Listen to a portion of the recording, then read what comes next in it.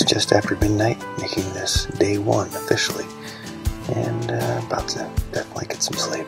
Pretty tired, and we've got a long month ahead of us. And right now outside it's kind of snowy and slushy, and we're starting day one in Kabul, so it should be an interesting day. We're heading out to Camp Julian, and we're going to go to the heart of where the counterinsurgency training is, and we're going to hopefully ask some questions and find out what this whole thing's about.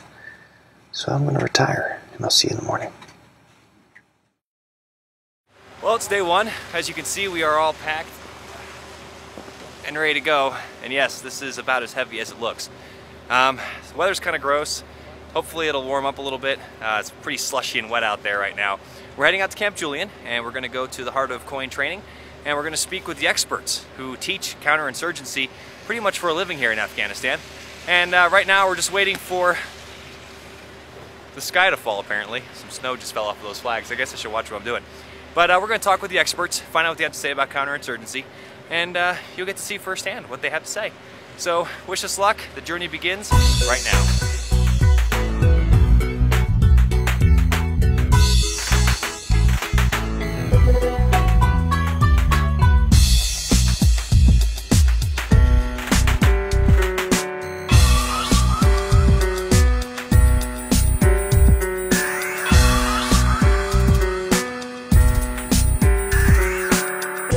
How is counterinsurgency different than how we've been fighting in Afghanistan for the previous 8 years? How is this mindset different from what we've used before?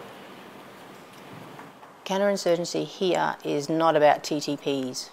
Counterinsurgency here is a mindset. It's how you approach the population. It's the approach that you use as an individual and your organisation in how you deal with locals on the street, the interpreters that work for you, or the cleaners. It's the ANA or the ANP that you might be partnered with when you're doing your patrols. It's everybody here, and it's how you relate to those people. So you could be the best infantry person in the world, but if you're not conducting your patrols in a population-friendly manner, then you're actually still not effective. So it's about a different approach rather than skill set. So it's an attitude. Okay. And why is that particular attitude so important here in Afghanistan? Pause. Good question. I think because the conflict has been going on for so long here, and because of the media, sensationalism, this country's pulling out, we're not going to give you money. There's a lot of, hype propaganda on both sides of the fence. There's, stuff that's sensationalised in our own media in the West, and then there's, of course, the Taliban propaganda and the message that they're trying to convey. So the attitude that we display has got to be about strength, and it's got to be about looking after the population first. That's essentially the message, and that we are there to help them. The example that I like to use is, if your house was burning down and I said that I was going to come and help and I didn't, what would you think of me as your neighbour? So if we're going to do something and we say we're going to do it, then we should be prepared to follow through. So that sort of respect, commitment, and long-term strength and support for the people, I think, is very important. One of the things we want to do in this series is get the folks, the worldwide audience, to know about the people who serve here. So tell me a little bit about yourself, about where you come from and your family.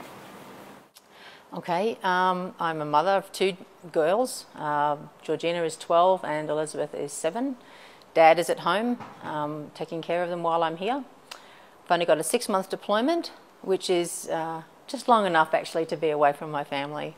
But I've thoroughly enjoyed my time here, met a lot of amazing, interesting people, and the best would have to be the Afghan interpreters that I work with. They've taught me so much. It's a beautiful country. They love their families, and it really does make me very sad to see how things have deteriorated here. I would have loved to have been here when Kabul was green and there were flowers everywhere. But walking around the place, you can see that there's construction happening. People are wearing brighter colours. There's a lot more stuff in the market, And yeah, things like that are signs of hope.